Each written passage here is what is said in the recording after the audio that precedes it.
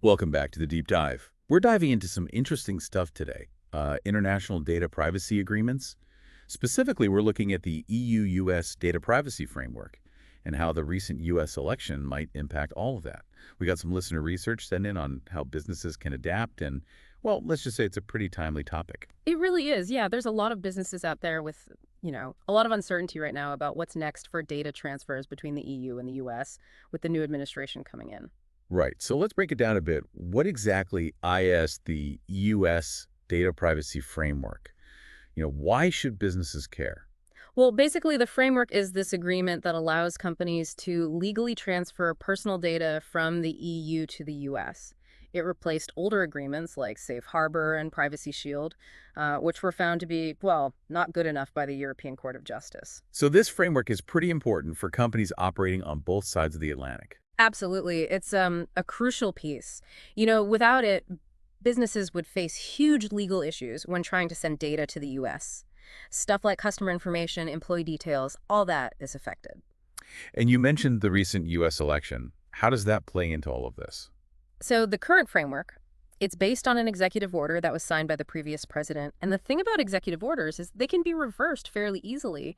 So there's a real chance that this new administration could just, revoke it. Wow, that's a lot of uncertainty hanging over businesses that depend on this framework. It is, and that's where these standard contractual clauses or SCCs come in. Okay, SCCs. So are these like a backup plan for data transfers if the framework goes away? Yeah, exactly. Think of it like a safety net. SCCs, they're pre-approved by the European Commission, so they give this legally sound way to transfer data no matter what's going on politically in the U.S. Okay. That sounds promising, but I'm guessing it's not as simple as just like flipping a switch from the framework to SCCs. You're right. There are definitely some, let's say, nuances to keep in mind. So the framework, right? It kind of gives a blanket approval for these data transfers.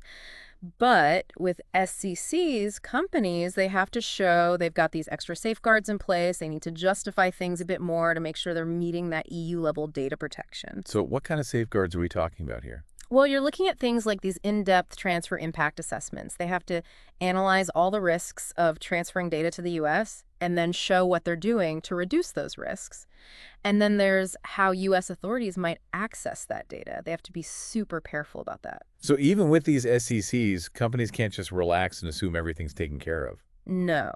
They've got to be proactive. They got to really understand the requirements and then, actually meet them. No cutting corners. Sounds like the devil's in the details here. It is. But, the good news is that these SCCs, they offer a really solid and I'd say reliable solution for businesses. With all this political change, they bring a level of certainty, a legal grounding that's absolutely vital for international data transfers. It is, yeah.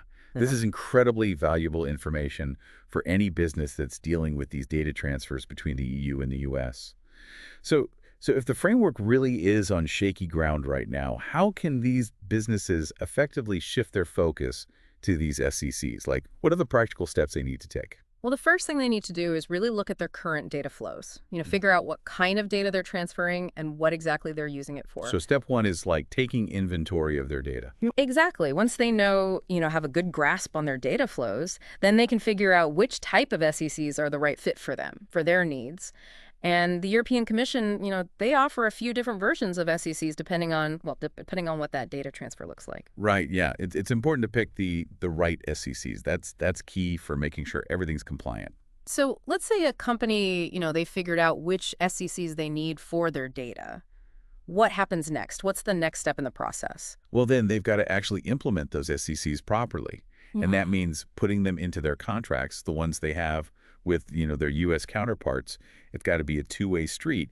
Both sides need to agree to what's laid out in those SCCs, all those responsibilities for protecting the data. It's all spelled out there. Okay, so it's not enough to just have the right SCCs. They've got to be woven into, like, the actual legal agreements between the companies. Yeah, precisely. But hold on, there's more. Companies, they can't just sign the contract and call it a day. They have to put those safeguards, those processes, that are detailed in the SCCs, they've got to actually put them into practice. So what does that look like, practically speaking? What are companies actually doing? Well, think about things like data encryption, making sure access is controlled, training their employees, and doing these regular audits just to make sure everything's still compliant. It's a whole process. So this is an ongoing thing. It's not just a one-time fix, right? You got it.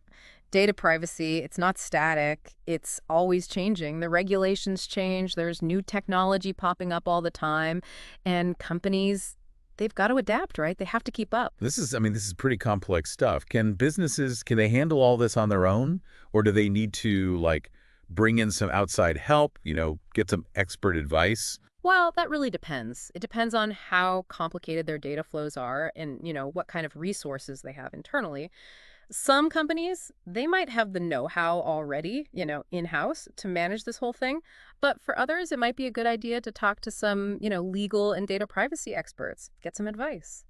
So it's important for businesses to, kind of size up their own capabilities and then, get help if they need it. Exactly. And the good news is there's help out there. Data protection authorities, industry groups, they all offer guidance. There are resources to help companies figure this out. Okay. Now let's circle back to this potential instability of the framework. You were saying earlier that if companies are only relying on these SCCs, they might need to do some extra work to justify things, to prove they're meeting that EU-level data protection. Can you unpack that a bit more? What does that actually mean for businesses? Sure. So if the framework goes away, the company that's sending the data, they've got a lot more to prove. It's on them to show that they're doing everything they can to protect that data, to meet those EU standards, even without that blanket approval from the framework. So it's more accountability, and there's going to be a lot more scrutiny on what they're doing. You got it. They need to do these really thorough transfer impact assessments, or TIAs. They have to analyze the risks, look at all the safeguards for these data transfers. They've got to document everything. They have to show they've taken all the right steps to protect the data. Can you break down what a TIA is, exactly? And how is it different from those other data transfer assessments they were doing before? So a TIA, it's basically a complete evaluation of the whole data transfer process. You have to identify what kind of data is being transferred, why it's being transferred, who's getting it, and what the risks are to people's rights and freedoms. You have to think about everything. So it's like a deep dive into the who, what, where, when, and why of this data transfer. Right, exactly. And then the company has to figure out how to reduce those risks. They have to actually do something about it. So that might be technical stuff like encryption or organizational stuff like controlling who has access. It could even be stuff in the contract itself, like those SCCs we were talking about. It sounds pretty thorough, pretty meticulous. It is. And here's the thing. A TIA isn't a one and done. You don't just do it once and forget about it. It's got to be reviewed and updated, especially if something changes, like the data they're transferring, who's receiving it, or even the laws and regulations. Things change all the time. So companies really need to be ready for this, more demanding approach to showing their compliance. It's an ongoing process. It is. But all this diligence, it's really important, to make sure that people's personal data is protected, especially when it's being sent to a country with totally different data protection laws. That's crucial. This is all super valuable information. It's clear that these SECs are a really powerful tool for businesses, trying to make sense of all this international data transfer stuff.